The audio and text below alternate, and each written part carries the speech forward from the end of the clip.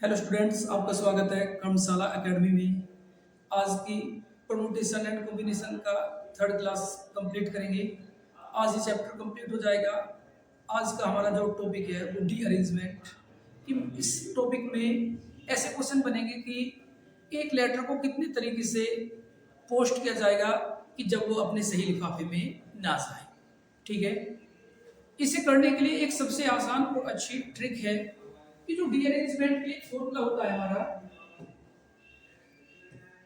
कि जो हमारा डी आर होता है वो होता है factorial R 1 minus 1 upon factorial 1 plus 1 upon factorial 2 minus 1 upon factorial 3 divided है, और ये जाएगा माइनस 1 की power R upon factorial R. मतलब अगर आपको ये फॉर्मूला याद है तो आप किसी भी क्वेश्चन को आसानी से सोल्व कर सकते हैं। जैसे अगर मुझसे पूछा जाएगा D0 कि कोई भी लिफाफा गलत नहीं गया, इसका मतलब सभी लिफाफे अपने सभी लेटर्स अपने लिफाफे में ही गए हैं, तो हमारा D0 होगा, तो ये होगा हमारा फैक्टोरियल 0, और D0 यहां पर जो होता है ये फैक्टोरियल 0 ही होता है, तो 1 अपॉन फैक्टोरियल 0, तो फैक्टोरियल 0 की वैल्यू 1 अपॉन इसकी भी वैल्यू 1, तो 1, यानी जो D0 होगा वो 1, कि जो सभी लेटर्स होंगे वो अपने सही लिफाफे में चले जाएं। अगर हमसे पूछा जाएगा D1 कि अगर कि मैंने 10 लेटर्स लिखे हैं, उनमें से एक गलत लिफाफे में चला जाए, 9 सही लिफाफे में जाए, तो उसके लिए जो तरीका होगा वो D1 होगा। R को 1 से रिप्लेस करेंगे, ये बन जाएगा फैक्टोरियल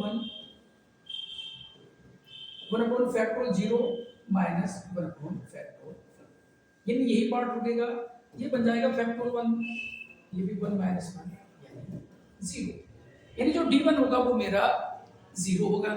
ऐसे में D2, D3, D4 सभी पता कर सकता हूं। जैसे D4 चेक करते हैं। D4 के लिए मुझे ये 0, 1, 2, 3 और आगे जो लिखा होगा प्लस 1 अपॉन फैक्टोरियल 4 यहां तक लिखना होगा, तो ये बनेगा मेरा फैक्टोरियल 4, ये 1, ये भी minus 1 plus 1 upon factorial 2 minus 1 upon factorial 3 plus 1 upon factorial 4, ये मेरा D4 होगा। सोल्व करते हैं, ये कैंसिल आउट, 1 अपॉन 2 ये बन जाएगा 2, फैक्टोरियल 3 होता है 6, फैक्टोरियल 4 होता है 24। ये मैं आपको पहले बता चुका हूं कि फैक्टोरियल 7 तक आपको डायरेक्ट याद होने चाहिए ताकि क्वेश्चन आसानी से सोल्व हो जाए।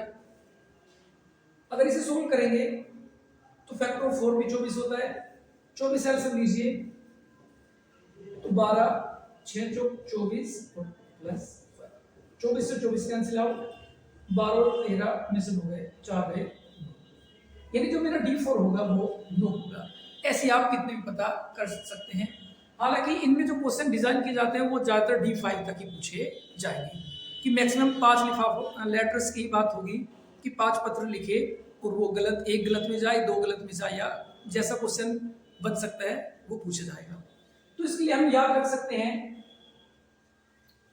कि हमारा D0, D1, D2, D3, D4 और D5, इसे याद रख सकते हैं। ये 1 हम इसे याद रखते हैं आसान कि 10, 12, 244, कि जो हमारे D0 की वैल्यू होगी वो 1 होगी, D1 की वैल्यू हमारी 0, D2 की वैल्यू हमारी 1, D3 की 2, D4 की 9 और D5 की 44। याद रखने का आसान तरीका कि 10, 12, 944। तो D5 तक के अगर कोई भी क्वेश्चन डायरेक्ट पूछा जाएगा उसे हम इन्हीं से बता सकते हैं कि उसका आंसर क्या होगा। आइए क्वेश्चंस देखते हैं। क्वेश्चन है कि Bilal writes 4 letter to his friends, the number of ways that no letter in the right envelope. इसने कहा है कि बिलाल के 4 दोस्त हैं और वो चारों को लेटर्स लिखता है, तो ऐसे कितने तरीके होंगे कि कोई भी लिफाफा अपने सही, कोई भी पत्र अपने सही लिफाफे में ना जाए। अभी मैं आपको बता गया था कि जो डी अरेंजमेंट है उसमें हमें वही चीजें देखनी है कि कौन सही जगह पे नहीं जा रहा, यानी जो लेटर्स अपने सही एनवलप में नहीं जा रहे, हमें वही D1 D2 D3 से पता करना होता है। तो इस बार मुझे कहा है कि 4 लेटर्स कि जो उसने 4 पत्र लिखे, 4 लेटर लिखे हैं, तो इसका रीअरेंजमेंट क्या होगा D4, और D4 अभी हम पढ़ के आए कितना होता है 9। यही हमारा आंसर होगा, ऑप्शन सी इज करेक्ट। अगर आपको D5 तक की वैल्यू याद है तो आप क्वेश्चन को बिना सोल्व किए डायरेक्ट इसका आंसर लिख सकते हैं। मैं अभी आपको बता के आया था, याद रखने के लिए 10 12 944, D0 D1 D2 D3 D4 और D5। जैसे इसी क्वेश्चन में बोल देता कि अगर वो 2 लेटर्स लिखता है और अपने दोस्तों को पोस्ट करता है या एनवलप में रखता है, तो दोनों गलत एनवलप में जाने के तरीके, तो हम D2 देखेंगे तो ये हमारा हो जाएगा। हालांकि आप वैसे भी देख सकते हो कि अगर 2 लिफाफे हैं, वो गलत सही कब जाएंगे कि जब ए में ए आ जाए और बी में बी लेटर आ जाए। गलत कब होंगे कि जब ए वाले में बी लेटर रखा जाए और बी एनवलप में ए लेटर रखा जाए। तो इसका केवल एक ही तरीका होता है, ये वो D2 ही होगा। तो ऐसे क्वेश्चंस आप बिना सोल्व के डायरेक्ट कर सकते हैं। कई बार होगा कि वो कहेगा कि आपको कि हमें 5 लेटर एनवलप में रखने हैं और पांचों के पांचों गलत हो जाए, तो मुझे समझना होगा कि मुझसे D5 पूछ रहा है और D5 की वैल्यू 44 होगी। ठीक है, आगे बढ़ते हैं। इस बार कहा है कि Satyam writes 5 letter to his friends. इस बार 5 लेटर की बात हो रही है। The number of ways he put 3 letters in right envelope and 2 in wrong envelope. यानी उसने 3 तो सही रखे हैं और 2 गलत रखे हैं। देखो इसमें रीअरेंजमेंट में हमें यही पढ़ना है कि कितने लिफाफे गलत रखे हैं, सही से इसमें हमें कोई मतलब नहीं होता। तो इस बार इसने कहा है कि 2 लिफाफे जो हैं वो गलत है, तो गलत रखने के लिए 2 लिफाफों को गलत रखने के लिए रीअरेंजमेंट उसका D2 होगा। लेकिन इसके लिए मुझे सबसे पहले 5 में से वो लिफाफे छांटने होंगे कि कौन गलत रखे जाएंगे। इनटू 5 में से 2 लिफाफे और ले लीजिए, यही हमारा आंसर होगा। यानी जब भी गलत की बात आएगी कि कुछ ही लिफाफे गलत गए हैं, तो सबसे पहले टोटल में से जितने लिफाफे गलत गए हैं वो छाटिए और जितने लिफाफे गलत हैं उनका डी अरेंजमेंट लगा दीजिए। तो D2 की वैल्यू 1 और 5C2 5 × 4/2 यानी 10। जिसका आंसर होगा वो 10 होगा। Option number A is correct. बात समझ में आई है कि जितने गलत लिफाफे होंगे सबसे पहले टोटल में से उनका सिलेक्शन हमें करना है, उनका कॉम्बिनेशन लगाएंगे, उसके बाद जितना अरेंजमेंट है उसे डीअरेंज कर देंगे। आगे बढ़ते हैं। Vijay writes 4 letter to his friends की 4 लेटर्स की बात होगी। In how many ways he can put minimum 3 letter in the right envelope. कि उसने कहा है कि कम से कम वो 3 लेटर राइट एनवलप में रख दे। ये राइट नहीं, रॉन्ग एनवलप। उसने पूछा है कि कम से कम 3 लिफाफे गलत रख दिए जाए। हालांकि सही से करेंगे तो ऑप्शन मैच नहीं होंगे, सही से भी ये क्वेश्चन हो जाएगा। अब इस बार मुझे बताया कि कम से कम 3 लिफाफे गलत रखने हैं। 3 लिफाफे गलत रख सकते हैं या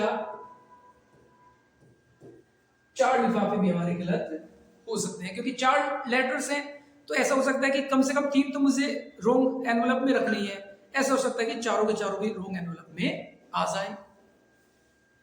अब 3 को रखने के लिए सबसे पहले 5 में से 3 छांटने होंगे और केस बन रहा है तो प्लस 4 को रखने के लिए कितने 4 लेटर्स है तो 4 में से 3 छांटने होंगे और यहां पर 4 में से 4 मुझे लेने होंगे। ठीक है, तो 4 से 3 4, D3 की वैल्यू डी ये होता है हमारा 10 12 244। जो D3 होगा वो हमारा 2 प्लस D4 हमारा 9 इंटू 4C4 1 8 प्लस 9 17। जो आंसर होगा वो 17 हमारा होगा। Option number B is correct. ये हमसे पूछा था कि 3 लिफाफे हमारे गलत उसमें कम से कम जाए, चारों भी गलत हो सकते हैं। अगर एक क्वेश्चन में ऐसे पढ़ता कि राइट हैंड वाला कि कम से कम 3 से ही जाए, तो उसके लिए फिर हमें अलग एक क्वेश्चन करना पड़ता। आगे बढ़ते। अब selection from identical items object. अब कुछ सिलेक्शन वाले क्वेश्चन हम पढ़ते हैं कि सिलेक्टिंग, ये लिखा हुआ है selecting R items from N identical items, कि एन आइडेंटिकल आइटम्स हमारे पास रखे, जैसे मैंने कहा कि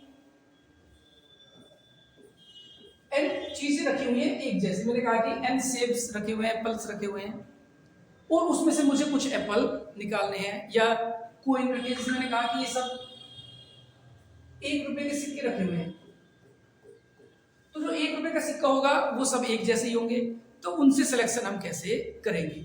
अगर उनमें से मुझे एक सिक्का निकालना हो, अब जैसे मुझे कहा कि एक बैग रखा हुआ है, इस बैग में से आप एक सिक्का निकाल लीजिए, सभी सिक्के इसमें 1 रुपए के ही है, तो मैं इसे उठाऊंगा, इसे उठाऊं या इसे उठाऊं, किसी को भी उठाऊंगा, उसका उठाने का तरीका एक ही होगा। क्यों? क्योंकि इसमें से जिसे भी मैं सिलेक्ट करूंगा वो हमेशा 1 ही रुपए का सिक्का होगा, इसलिए उसे उठाने के तरीके एक होगा। या जैसे मुझसे कह दिया जाए कि आप इसमें से 3 सिक्के उठाइए, यहाँ पर 10 सिक्के रखे हैं, ये जैसे इस पे देखते हैं यहाँ पर 7 सिक्के हैं, और मुझे कहा गया कि इनमें से आप 3 सिक्के उठाइए, तो इसके उठाने के अगर मैं तीनों को उठाऊंगा तो भी 1-1 रुपए के आएंगे, जब मैं इन 3 को लूंगा तो भी वो एक जैसे ही दिखेंगे, या मैं उनमें से कोई से भी, कि मैंने ये लिया फिर ये लिया और फिर ये लिया, तो भी वो एक जैसे ही दिखेंगे। तो इनका उठाने का केवल एक ही तरीका होता है।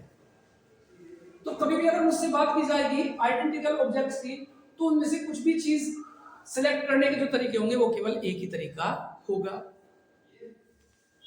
सिलेक्टिंग 0 और more items from N identical items.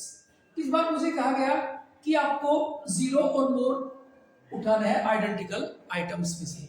इस बार मेरी बात समझिए कि मेरे पास एक ये बैग है और इसमें 4 चीजें रखी हैं, 4 एक जैसी चीजें रखी हुई हैं। अब मुझे कहा गया कि इसमें से आप 0 उठाइए या 1 उठाइए या 2 या 1 से ज्यादा कितने भी हम इसमें से उठा सकते हैं। तो इसे उठाने के कितने तरीके होंगे? सबसे पहला तरीका हो सकता है कि मैं इसमें से कोई भी चीज ना उठाऊं, ऐसा कैसे ही खड़ा रहूं। तो पहले 0 सिलेक्शन का एक तरीका, मैं इसमें से 1 भी उठा सकता हूं, मैं इसमें से 2 भी उठा सकता हूं, इसमें से 3 भी उठा सकता हूं, और इसमें से 4 चीजें भी उठा सकता हूं। तो जो उठाने के टोटल तरीके होंगे वो 1, 2, 3, 4 और 5।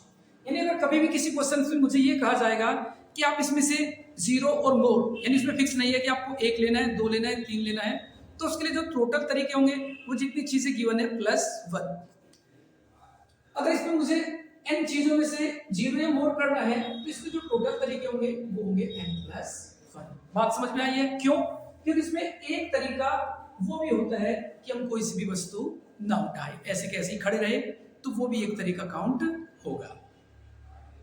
अगला पढ़ते हैं कि सिलेक्टिंग 0 और more from P1 type, Q other type and R any other types. इस बार तो केवल एक ही चीजें थी, इस बार P, Q, R अलग अलग चीजें हैं। तो P को 0 या मोर करने के लिए P+1, Q के लिए Q+1 और R के लिए R+1। कि सिलेक्टिंग 0 और मोर फ्रॉम P1 टाइप, यानी P एक जैसे हैं, Q कोई एक जैसे अलग हैं, और R एनी अदर टाइप्स, ये R कोई अलग है। तो इनमें से 0 या मोर उठाने के लिए जो तरीके होंगे वो P+1, Q+1, R+1। ठीक है, आगे बढ़ते हैं। अगर हमसे पूछने जाए 1 और मोर, कि यहाँ पर जो लिखा है 0 और मोर, इसके स्थान पर अगर 1 हो जाए कि मुझे कम से कम 1 तो उठाना ही है, इसका मतलब कि जो ये मेरा 0 वाला था ये हट जाएगा, कि मुझे ऐसे चुपचाप खड़े नहीं रहना है, कम से कम एक चीज उठानी है। तो इसके लिए उठाने के लिए जो तरीके होंगे वो हमारे कि P+1, Q+1 और R+1, इसमें से एक तरीका वो हटा देना है जब हम P के लिए भी कोई वस्तु नहीं उठाते, Q के लिए भी कोई वस्तु नहीं उठाते और R के लिए भी कोई वस्तु नहीं उठाते। जैसे मैं बात करता हूं P के लिए भी कुछ तरीके थे, इनमें 0 वाला तरीका था, Q के लिए भी बहुत तरीके थे, इसमें एक जीरो था, और R के लिए बहुत तरीके थे जिसमें एक जीरो था। तो अगर ये जीरो वाला कि एक ऐसा भी हो सकता है कि मैं यहां से भी बोल लूं कि इस यहां से भी जीरो कुछ नहीं उठाया, यहां से भी कुछ नहीं उठाया और यहां से भी कुछ नहीं उठाया, तो एक तरीका ऐसा होगा कि मैंने तीनों बैग से कुछ भी नहीं उठाया और मुझे कह दिया जाए कि वन और मोर की एक चीज तो आपको उठानी ही है, एक आइटम से आपको उठाना है, तो उसके जो टोटल तरीके होंगे वो टोटल तरीके माइनस वन मुझे करना होगा। आगे बढ़ते हैं। If P identical, Q identical and R, जो R डिस्टिंक्ट आइटम कि जो R है वो अलग अलग आइटम्स हैं, तो उसके लिए क्या करना होगा? देखो P आइडेंटिकल है तो इसके लिए P plus one, Q identical है तो इसके लिए Q प्लस वन, और R आइटम्स डिस्टिंक्ट है मतलब R अलग अलग रखे हुए हैं, तो अलग अलग के लिए हमेशा 2 की पावर R लेंगे। ये टोटल तरीके होंगे जब हम जीरो और मोर, इसके लिए आप लिख सकते हो जीरो और मोर कि आप जीरो या जीरो से अधिक लेंगे तो उसके जो तरीके होंगे वो P plus one, Q plus one और 2 की पावर R। सेम इसी में क्वेश्चन बन सकता है कि आपसे पूछ लिया जाए कि वन और मोर, अगर आपसे इसमें पूछा जाएगा वन और मोर और P आइडेंटिकल, Q आइडेंटिकल और R डिस्टिंक्ट आइटम, तो इसके लिए वही P plus one, Q plus one, 2 की पावर R और माइनस वन, एक वन वो हटा दिया जाएगा कि हम इन तीनों में से कोई भी ना उठाएं। ठीक है, आइए इनके क्वेश्चंस देखते हैं। हालांकि अगर आपको ये चीजें समझ में आ गई तो कोई भी क्वेश्चन आप इजीली से सोल्व कर सकते हैं। क्वेश्चंस देखते हैं कि how many combination can be made by taking one और मोर फ्रूट्स। आपको इसमें ध्यान देना है कि वन और मोर, यानी कभी भी वन और मोर की बात होगी तो माइनस वन हमें यहाँ पर करना होगा। फ्रॉम 5 एप्पल्स और 3 ऑरेंज एंड 4 मैंगोज, कि जो एप्पल है 5 है, ऑरेंज 3 और मैंगोज 4। तो अभी मैं आपको बता गया था अगर 5 एप्पल है तो 5 एप्पल के सिलेक्शन के तरीके कितने होंगे? 5 प्लस 1, 3 ऑरेंज के सिलेक्शन के 3 प्लस 1 और मैंगोज के 4 प्लस 1। ये सिलेक्शन हो गए टोटल। क्यों ये 5 प्लस 1? इसलिए क्या कि अगर 5 एप्पल है इस बैग में, 5 एप्पल है तो इसे उठाने के लिए कि मैं एक भी ना उठाऊं, या मैं एक उठा लूं, या दो उठा लूं, या तीन उठा लूं, या 4 या 5, तो जो टोटल तरीके बनते हैं वो 6 बनते हैं, 5 प्लस 1। ठीक है, सेम इसमें भी हमने वही किया है, इसमें भी हमने ये किया है, लेकिन इस बार कहा गया है कि वन और मोर, यानी मुझे कम से कम एक, चाहे तो इसमें से उठ जाए, इसमें से उठ जाए, या इसमें से उठ जाए, तो मैं क्या करूंगा? टोटल तरीके में से वो तरीका हटा दूंगा जब मैंने कोई भी नहीं उठाया हो। तो यही मेरा आंसर होना चाहिए। 5 प्लस 1 6, 4 5 माइनस 1 24 पंजे 120 माइनस 1 100, यही मेरा आंसर होगा। Option number 4 is correct. Question आपको समझ में आया? सबसे पहले मुझे ये देखना है कि वो यहाँ पर ही होगा कि वन और मोर या जीरो और मोर। अगर जीरो मोर की बात आएगी तो ये वन हम नहीं लिखेंगे, अगर वन और मोर की बात आएगी तो ये वन मुझे लेस करना होगा। वो तरीके घटाने होंगे कि जब हम कोई भी आइटम्स पिक नहीं करेंगे। ठीक है, अगला क्वेश्चन देखते हैं। There are 4 1 rupees, 2 2 rupees and 3 5 rupees coin in a bag. How many different money या sums can be made by these coins? यानी 4 रुपए, 4 कोइन है मेरे पास 1 रुपए से, 2 है मेरे पास 2 रुपीस के कोइन, और 3 है मेरे पास 5 रुपीस। और इन सिक्कों को लेकर कितने तरीके बन सकते हैं या कितने सम या कितना धन बन सकता है ये मुझे पता करना है। मतलब ऐसे हो सकता है कि मैंने पहले में इससे 1 रुपया लिया और इनसे कुछ नहीं लिया, तो एक सम होगा मेरा 1। मैंने पहले से कुछ नहीं लिया, दूसरे से 1 सिक्का ले लिया तो 2 रुपए ले ले, दूसरे से भी 1 सिक्का लिया तो इनसे 5, तो टोटल मेरे पास सम हो गया 7। तो ऐसे कितने सम्स या कितने तरीके हो सकते हैं? तो ये केवल मुझसे नंबर ऑफ कॉम्बिनेशन ही पूछ रहा है कि ऐसे कितने तरीके होंगे।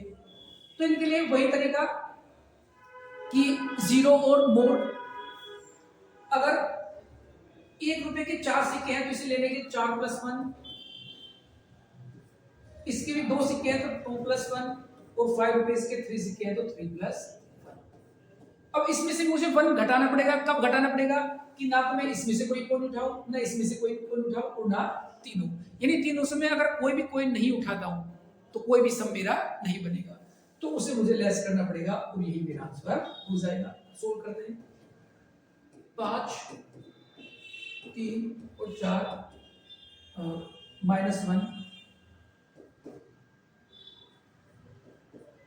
ये बन जाएगा 60 - 1 50। यही मेरा ऑप्शन होगा, ऑप्शन नंबर डी, यही मेरा आंसर है। बात समझ में आई है? ये कॉइन वाला क्वेश्चन काफी पूछा जाता है, एनडीए में पूछा जाता है, टीसीटी पीसीटी में भी पूछा जाता है। आगे बढ़ते हैं।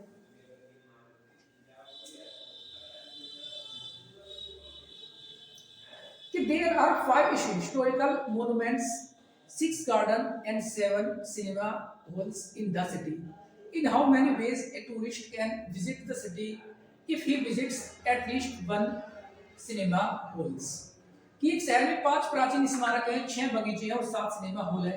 एक टूरिस्ट कितने तरीके से शहर घूम सकता है यदि वह एक सिनेमा हॉल अवश्य जाए? ठीक है, देखो इस बार हमसे पूछा गया है कि हमारे पास 5 प्राचीन स्मारक है, 5 हिस्टोरिकल मोन्यूमेंट्स, 6 गार्डन। लेकिन इनमें आपको एक बात समझना है, अभी मैं जो आपको पढ़ा गया था कि मुझे p+1 और एक मुझे करना पड़ेगा 2 की पावर p या r, कुछ भी बोल सकते हैं। ये मुझे कब करने पड़ते हैं? कि जब मेरे ऑब्जेक्ट्स एक जैसे हो, अलाइक ऑब्जेक्ट्स हो। और ये कब करते हैं? जब मेरे ऑब्जेक्ट डिफरेंट हो या डिस्टिंक्ट हो। यानी अगर मेरे ऑब्जेक्ट डिस्टिंक्ट है, डिफरेंट है, तो मुझे 2 की पावर p लिखना पड़ता है। अगर मेरे ऑब्जेक्ट अलाइक है, एक जैसे हैं, तो उसके लिए मुझे p+1 करना है। तो इस क्वेश्चन में सबसे पहले आपको ये समझना है कि अगर एक शहर में 5 हिस्टोरिकल मॉन्यूमेंट्स है तो क्या वो एक जैसे होंगे? बिल्कुल नहीं होंगे।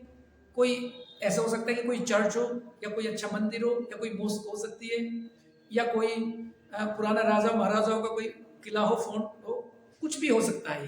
ठीक है, तो ये भी डिफरेंट होंगे, जो गार्डन्स होंगे वो भी डिफरेंट होंगे, और जो सिनेमा हॉल्स हैं 7 के 7 सिनेमा हॉल एक जैसे तो होंगे नहीं, सभी अलग अलग होंगे। तो ये जो क्वेश्चंस है, ये क्वेश्चन डिफरेंट ऑब्जेक्ट वाला है। और इसमें एक बात और कही हुई है कि if he visit at least 1 cinema hall, यानी उसे एक सिनेमा हॉल में तो जाना ही है। मतलब जब सिनेमा हॉल की बारी आएगी 2 की पावर r हम जो करेंगे, उसके लिए क्या करना पड़ेगा? उसमें से एक तरीका वो हटाना पड़ेगा कि जब वो 0 यानी उसमें वो ना जाए। ठीक है, तो इसके तरीके होंगे, वो 2 की पावर 5 प्राचीन स्मारक 5 है, 2 की पावर 6 बगीचे भी 6 हैं, सिनेमा हॉल 7। लेकिन इस बार ये कहा कि एक सिनेमा हॉल में हमें अवश्य जाना है। अगर एक सिनेमा हॉल में अवश्य जाना है तो ये, अगर इस क्वेश्चन में वो ये बोल देता आपसे कि वो सभी जगहों में से एक एक जगह जरूर जाए, इन 7 मोन्यूमेंट्स में से कहीं एक जगह जाए, जरूर जाएगा, इन गार्डन में से किसी एक गार्डन में जरूर जाएगा, और सिनेमा हॉल में भी वो एक में कम से कम जाएगा, तो उसके लिए फिर क्या करता है? 2 की पावर 5 यहाँ -1, 2 की पावर 6 यहाँ -1, और ये इनका मल्टीप्लिकेशन, यही मेरा आंसर होता। क्या वो केवल यही कह देता कि मिनिमम एटलीस्ट वाली बात हटा देता, तो 2 की पावर p, 2 की पावर q और 2 की पावर r वो मेरा आंसर होता। ठीक है, तो इसे सोल्व कर सकते हैं। 2 की पावर 5, 2 की पावर 6 और 2 की पावर 7 -5, 2 की पावर 11 और 2 की पावर 7, इसे सोल्व करके हमारा आंसर आ जाएगा। ठीक है, आगे बढ़ते हैं। अब कुछ फैक्टर के क्वेश्चंस पढ़ते हैं कि कितने हमारे फैक्टर्स होंगे या नंबर ऑफ डिवाइजर। ये भी बहुत अच्छा टॉपिक है, टीसीटी पीसीटी एनडीए या एसएससी सीजीएल वगैरह में भी ये क्वेश्चंस पूछे जाते हैं। ठीक है, रेलवे एनटीपीसी काफी पूछता है इन क्वेश्चनों को। आइए पढ़ते हैं कि टोटल नंबर ऑफ फैक्टर 1260, 1260 के टोटल फैक्टर्स कितने होंगे। मतलब ये मुझसे पूछता है कि जैसे मैंने कहा 24 के कितने फैक्टर होंगे, तो 24 के फैक्टर मैं गिन सकता हूँ कि 1 हो सकता है, 2 हो सकते हैं, 3 से भी 1 कट जाएगा, या 4 से भी, 6 चौक 24, 8 दिया 24, 12 दूनी 24, ये 24। तो ये 1 2 3 4 5 6 7 8, यानी 24 के जो टोटल फैक्टर होंगे वो 8 होंगे। अब 24 एक छोटा नंबर था तो मैंने इसके फैक्टर देख लिए, लेकिन कोई बड़ा नंबर होगा तो उसके फैक्टर हम कैसे पता करेंगे, इसके लिए शॉर्ट ट्रिक कैसे होगी वो मैं आपको बताता हूं। इन्हें करने के लिए सबसे पहले फैक्टर्स पता करने के लिए सबसे पहले जो हमारा 1260 दिया हुआ है इनके प्राइम फैक्टर कीजिए। प्राइम फैक्टर मतलब वो 2 हो, 3, 5, 7, 11, मतलब इनमें फैक्टराइज हमें करना होगा। आइए करते हैं। सबसे पहले 2 से 2 छक्का 12 और ये कट जाएगा हमारा 2 3 6 तो 630। फिर 2 से काटेंगे 2 3 6, 2 एकम 2, 2 पंजे 15, 3 से 3 एकम 3, 3 पंजे 15, फिर 3 से 3 तिया 9, 3 पंजे 15, 5 7 35 और 7 एकम 7, यानी जो 1260 आएगा ये होगा 2 की पावर 2, 3 की पावर 2, 5 की पावर 1 और 7 की पावर 1। और मुझे इसके नंबर ऑफ फैक्टर या नंबर ऑफ डिवाइजर बताने हैं। तो इसके जो नंबर ऑफ फैक्टर होंगे वो फैक्टर कब बनेंगे कि जैसे मैंने कहा इसका एक फैक्टर 2 भी हो सकता है, इसके फैक्टर 4 भी हो सकता है, इसके फैक्टर 3 भी हो सकता है, यानी 3 2 3 5 7 ये समझिए कि ये अलाइक ऑब्जेक्ट्स है, एक जैसे ऑब्जेक्ट्स हैं और उनमें से मुझे इन्हें 0 और मोर बार ले सकता हूं, इसे भी 0 मोर या 0 मोर, इन इसी में एक को ले भी सकता हूं या उसे नहीं भी लूं। तो इसके जो फैक्टर होंगे वो वही p+1 यानी 2+1, फिर q+1 तो 2+1, 1+1 और ये भी 1+1, ठीक है। ये मिल जाएगा 3 इंटू 2 इंटू 2, 3 के 9 चौक 36, यही मेरा आंसर होगा। ऑप्शन नंबर 3 इज राइट, ठीक है। फैक्टर करना आपको आया कि किसी को भी सबसे पहले प्राइम फैक्टराइज कीजिए और फिर p+1 q+1 r+1 alike object वाला मेथड हम इसमें यूज करना होगा। आगे बढ़ते हैं कि total number of proper factor. अब देखो किसी की भी हम फैक्टर पता करते हैं तो जैसे मुझे कहा गया कि 6 के फैक्टर कीजिए तो इसके फैक्टर होंगे 1 2 3 और 6, 4 फैक्टर होंगे। लेकिन किसी को ये पता करना कि ये प्राइम है या नहीं, उसके लिए हम जो 1 होता है 1 से हम चेक करते हैं, 1 से तो हम चेक करते नहीं, उससे आगे बढ़ते हैं। 1 और सेल्फ यानी 1 और खुद जो होता है ये इसका प्रॉपर फैक्टर नहीं होता। तो प्रॉपर फैक्टर के लिए टोटल फैक्टर वो -2, तो क्यों, क्योंकि तो 1 से हटाएंगे और एक जो वो खुद होगा उसे हटा देंगे, तो जो प्रॉपर फैक्टर होंगे वो टोटल फैक्टर -2 होता है। तो सबसे पहले 223 के 23 10 के फैक्टर्स पता करते हैं, इसके कितने फैक्टर होंगे। करिए पहले से 2 से 2 एकम 2, 2 एकम 2, 2 पंजे 10, 2 पंजे 10, 5 5 10 11 12, 3 से कटेगा, 3 किया 9 बचे 2, 3 अट्ठे 24 और 3 पंजे 15, 8 5 13 और 3 16, 3 से नहीं कटेगा। 5 से देखते हैं, 5 सत्ते 35, 5 सत्ते 35, 7 11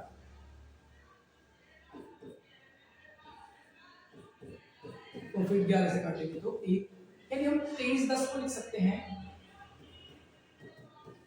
2 की पावर 1, 3 की पावर 1, 5 की पावर 1, 7 की पावर 1 और 11 की पावर 1। तो ये टोटल बनेगा 1+1, यहाँ पर भी 1+1, 1+1, इसके लिए भी 1+1 और ये भी 1+1, 2 2 2 2 2 4 8 16 32, यही मेरा आंसर होगा। अच्छा 32 टोटल फैक्टर है, तो प्रॉपर फैक्टर जो प्रॉपर फैक्टर होंगे वो 32 माइनस 2 यानी 30। ये मेरा आंसर होगा।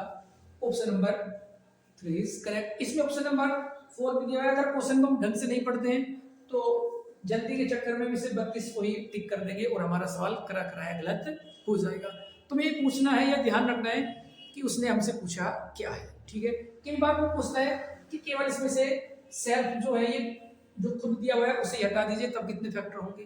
तो वो जो जैसा क्वेश्चन पूछेगा उसके अकॉर्डिंग हमें आंसर देना होगा। आगे बढ़ते हैं। The number of even divisor of 10800। इस बार मुझसे पूछा है कि इसके इवन डिवाइजर कितने होंगे। तो सबसे पहले इसके फैक्टर करते हैं। ये लिखा हुआ है 10,800। तो 100 को 108 के फैक्टर देखते हैं। पहले 4 को लिखते हैं, 4 दूनी 8 और 4 सत्ते 28। तो 4 गुना 27 यानी हम इसे लिख सकते हैं 4 को 2 की पावर 2, 27 को 3 की पावर 3 और 100 को लिख सकते हैं 4 गुना 25 यानी 5 की पावर 2। यानी जो इसके प्राइम फैक्टर हो गए 2 की पावर 6, 3 की पावर 3 और 5 की पावर। ये इसके प्राइम फैक्टराइज मैंने कर दिया। अब मुझसे पूछा है कि इवन डिवाइजर। अब देखो इवन डिवाइजर कब होगा? इवन डिवाइजर तब होगा कि जब एटलीस्ट 1 2 कम से यानी कम से कम 1 2 इसमें जरूर आए। ठीक है, जब 1 मिनट 2 की पावर 4 ये 2 की पावर 2 होगा क्योंकि 25 चौका 100 तो ये 2 की पावर 4। ठीक है, यानी 1 2 कम से कम आए। यानी जो ये 4 है इसमें मुझे 1 2 रखना है। ये जीरो वाला जो ऑप्शन है वो इसमें मुझे नहीं लेना। तो इस बार मुझे क्या रखना पड़ेगा? केवल 4। इसके लिए 3 प्लस 1 और इसके लिए 2 प्लस। इन्हें अगर मुझे कहा दिया जाए कि ये चीज या ये आइटम्स या ये ऑब्जेक्ट जो है वो एक बार जरूर लेना है तो उसके लिए जो हम p+1 करते हैं वो 1 नहीं करते कि जब वो जीरो वाला ऑप्शन होता है उसे हम हटा देते हैं, उसे एक्सक्लूड करते हैं। तो ये 4 जो है 4 रहेगा 4 4 3 48। यही मेरा आंसर होगा।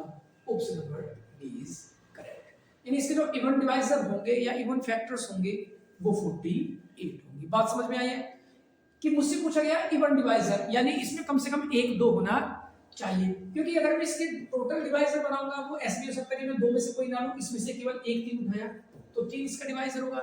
ऐसा हो सकता है कि मैंने इसमें से 3 उठाया, इसमें से 2 5 उठा लिए तो 25 75 ये भी इसका एक डिवाइजर होगा। लेकिन मुझसे पूछा गया केवल इवन डिवाइजर कितने होंगे। तो इवन डिवाइजर के लिए जो 2 है उनमें से कम वो एक बार अवश्य आना चाहिए। यानी जो जीरो वाला है कि जब मैं 2 को ना लूं वो तरीका हट जाएगा तो ये p ही लिखा जाएगा। तो वही p q+1 r+1। ठीक है, आगे बढ़ते हैं। ओड डिवाइजर जो ये इसी क्वेश्चन के लिए मुझसे पूछा गया है ओड डिवाइजर। अब ये था, अब ओड डिवाइजर क्या होगा कि टोटल डिवाइजर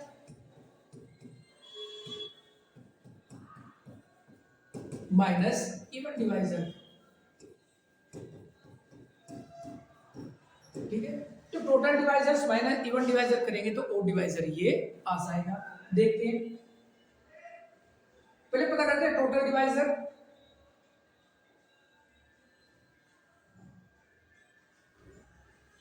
यहां पर देखते हैं total divisor.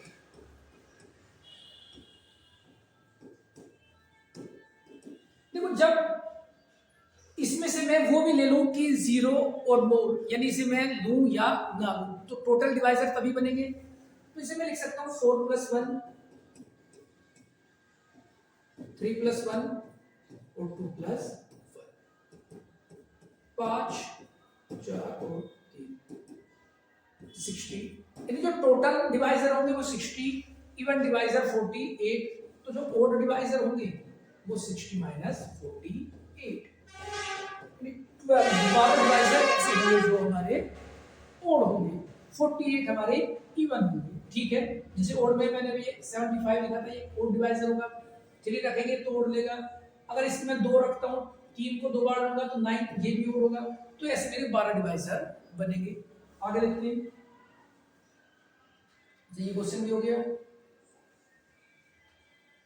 The number of divisor of 1080 same पहले वाला है विच आर डिविजिबल बाय 15। यानी इस बार पूछा है कि ये डिविजिबल बाय 15 कितने हमारे डिवाइजर या फैक्टर्स होंगे। तो सबसे पहले इसका प्राइम फैक्टराइज देखते हैं। क्या किया था हमने, ये होता है 2 की पावर 2, 3 की 2, नहीं 2 की 4, 3 की 3, 5 की 4, 3,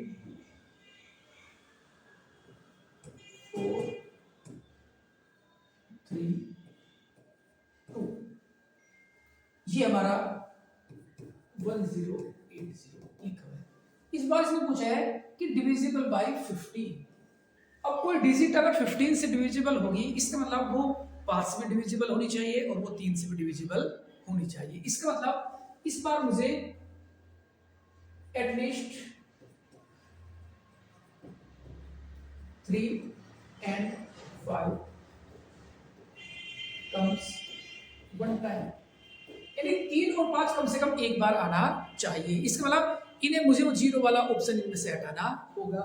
तो जो टोटल तरीके या टोटल फैक्टर या टोटल तरीके जो होंगे वो 4 + 1, इनमें से 1 हटाना है तो 3 + 1 नहीं करना, और ये भी 2, 5 × 6, यानी टोटल 30 तरीके होंगे या 30 फैक्टर होंगे जो हमारे 15 से डिविजिबल होते होंगे। ठीक है, ऑप्शन नंबर 3 इज करेक्ट। इस बात समझ में आई है। अब ऐसा आपसे वो देखो इवन डिवाइजर पूछ सकता है, इवन फैक्टर्स कितने होंगे, या ओड फैक्टर्स पूछ सकता है, या इस बार पूछ लिया इसने कि ये 15 से डिविजिबल हो। तो ऐसे क्वेश्चन आप सभी को आसानी से कर सकते हैं। सम ऑफ द ओल्ड डिवाइजर, ये सम नहीं, ये लिखा है सम, SUM, जोड़। ये 54 है, इसके टोटल कितना डिवाइजर्स का सम कितना होगा। जैसे मुझसे पूछा जाए कि 12 के कितने डिवाइजर होंगे, तो 12 के मैं लिखूंगा 1, 2, 3, 4, 6 और 12। और मुझे कह दिया जाए कि इनका जोड़ भी करिए, तो मैं वो आसानी से कर लूंगा कि 12, 6, 18, 4, 22, 3, 25, 2, 27 और 1, 28। लेकिन 12 एक छोटी डिजिट है, इसके डिवाइजर मैं पता कर सकता हूँ, उनका सम भी पता कर सकता हूँ। लेकिन जब ये संख्या हमारी यहाँ पर भी 54 है, अगर चाहे तो इसे हम डायरेक्ट भी कर सकते हैं, लेकिन इसमें भी समय लगेगा। अगर ये संख्या और बड़ी होगी तो उससे फिर मुझे तरीके से ही करना, इसका जो मेथड होगा उसी से करना होगा। आइए कैसे करते हैं। तो इसे करने के लिए सबसे पहले तो 1 को प्राइम फैक्टराइज कीजिए। ये होता है 18 9 6 54, यानी 2 × 3 की पावर 3, यानी 2 की पावर 1 और 3 की पावर 3, 27 यानी 54। ठीक है, अब ये मैंने फैक्टराइज कर दिया। अब इसका जो सम ऑफ ऑल डिवाइजर होगा, इसके लिए एक फॉर्मूला हम पढ़ते हैं कि अगर कहीं पर किसी के प्राइम फैक्टर हो p की पावर n1, p2 की पावर n2, p3 की पावर n3, और ये बहुत सारे आए हुए हैं और मुझे इनका सम ऑफ डिवाइजर पता करना हो, तो इसलिए फॉर्मूला होता है कि p1 की पावर n1 + 1 - 1 p1 - 1। ठीक है, अब यही रिपीट करना है 2 के लिए, तो p2 की पावर n2 + 1 - 1 p2 - 1। सेम 3 के लिए, या जितने भी होंगे सभी के लिए हम ऐसा रिपीट कर सकते हैं। जैसे इस क्वेश्चन में करते हैं, तो मेरा p1 है 2, 2 की पावर n1 1 + 1 - 1 p - 1। ठीक है, इसके लिए 3 की पावर 3 है, तो 3 की पावर 3 + 1 - 1 अपॉन ये 3 - 1, यही मेरा सम ऑफ डिवाइजर होगा। 2 की पावर 4 - 1 अपॉन 1, 3 की पावर 4, तो 3 क्या 9 के 27 क्या 81 - 1 80/2, 4 में से गया 3 × 40, 40 × 120, यही मेरा आंसर होगा। Option number 2 is correct.